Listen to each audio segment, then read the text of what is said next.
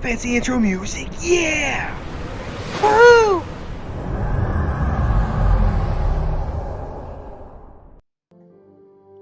Hey everybody, welcome back to the channel, and today I wanted to talk about tactics in PvP because we have so many newer servers just coming into the game, but not just that, just the fact that for years, 2019 and most of 2020, we had the Rialta burn. That was the big way for you to take on the whales that are so strong, nothing you can do about them. How would you stop them?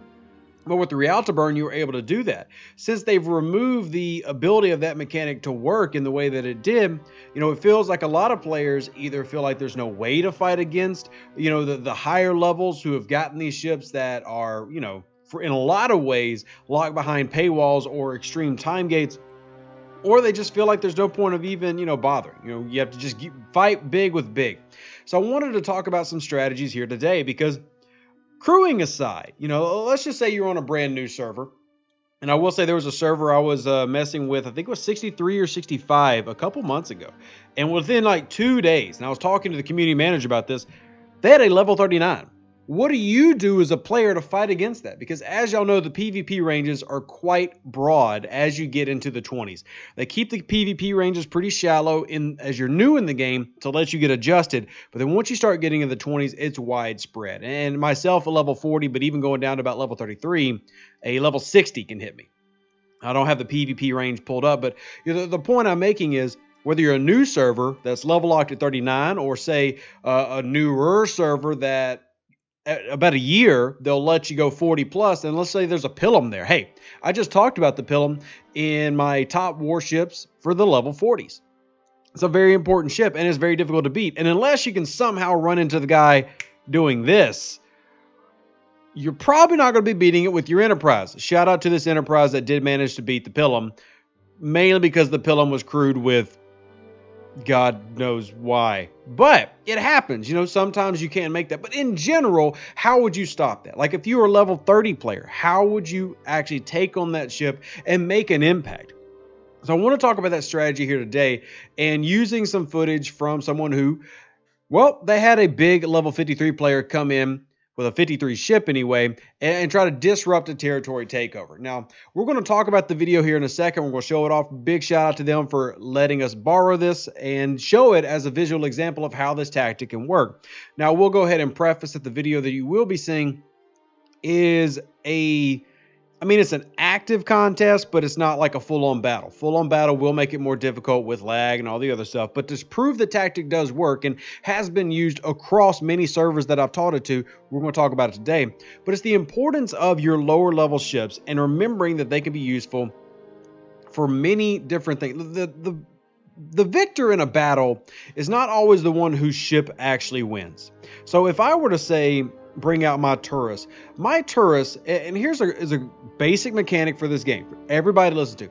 This ship takes the exact same amount of time to fight. This 72,749 power, weak, awful, worthless ship takes the exact same amount of time to fight as my 5.5 or 5.45 million Enterprise.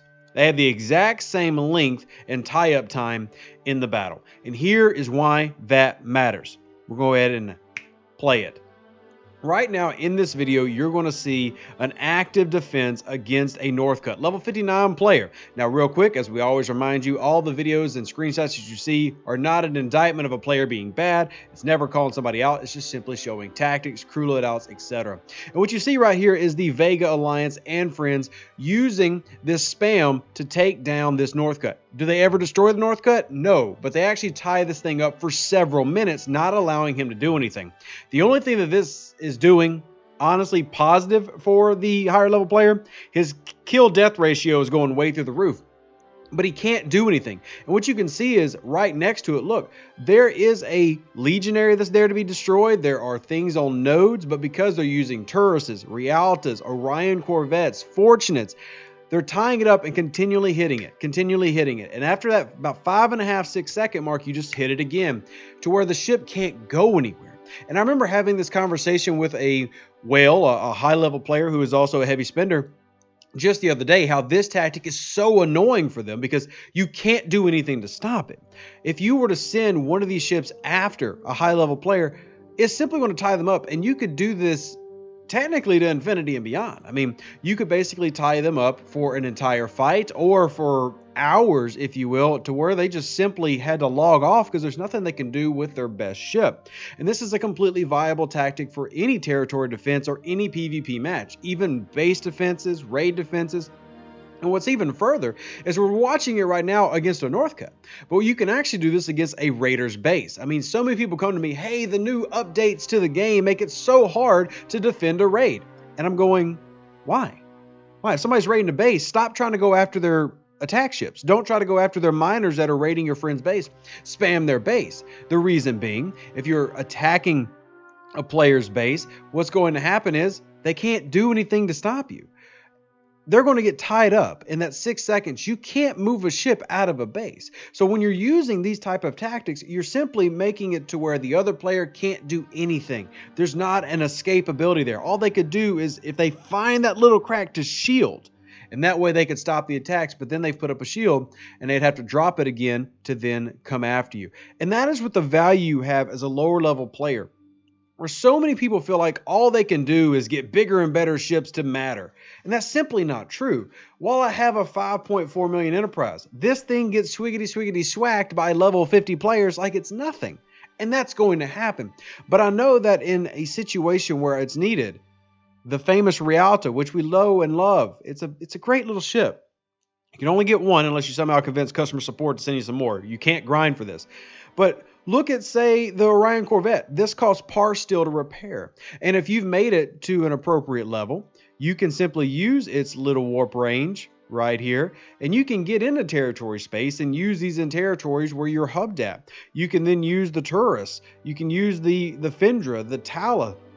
Whatever you want to do, taking it to a level where then you can use effectively. My tier 7 Tala maxed out, that warp range of 19. Throw Cadet Scotty on it, can really go anywhere in independent space without having to worry about much in terms of limitations and where you're going. And that's the advantage that these ships can provide. It doesn't even matter what crew you have. You could run Kinsner and Benga and Mitchell, and I'm not going to gripe at you because you're throwing it on to simply run as a diversionary tactic, which would also save your main PvP to go do something else. This does require a level of micromanaging and does require a level of, hey, tactics, and that's okay. There are a lot of ways to win these fights, even against bigger players, using tactics. Because there's one truth on every server. Everybody's like, oh man, the whales are insane, they're unbeatable. You outnumber high-level players 100 to 1. Easy. It's just a fact. You know, I mean, even server 20, which has got over 20, I think 25, 26 players level 50 and up, there's way more who are under that who can easily stop them by using this tactic to tie them up. Tactics are so important in PvP. And with PvP becoming a more and more important part of this game, it's important to learn these tactics and employ these tactics and use as an alliance leader an opportunity to use voice chats and things to come together and say, hey, we need to really focus on this type of contender who's going to come after us. And I explain to people, just because somebody's in the number 1 or number 2 alliance, or they are, you know, they've got 4 level 50s, doesn't make them, you know, impenetrable. You can take away their greatest assets by simply using these spam techniques. And what I like to encourage people to do in alliances is if you're a smaller alliance, say rank 10, rank 15, and you know that this is going to be a potential problem for you, you get into your Discord and you create squadrons. Say, hey, you 5 players, all you're doing is tying up big ships. And even if you can't do it 24/7, 365, still, if you're doing it enough to delay them, who cares if that one big ship counts for 1 point? Because here's the other thing when it comes to territory capture as an example. That Turris, this Tala, gives me the same amount of points, the exact same score as if it was a pilum. And if you don't have an enterprise perfectly crewed out to take on a pilum, which this isn't even perfectly crewed out, this is just like literally, if Kang was there, it'd be a little bit better. Still, all that aside, doesn't matter necessarily if you've got perfect crews and perfect setups.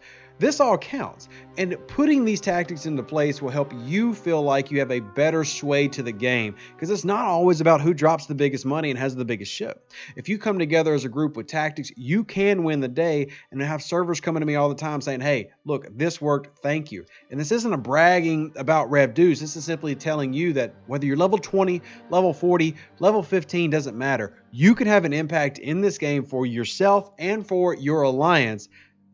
All it takes is just a little teamwork.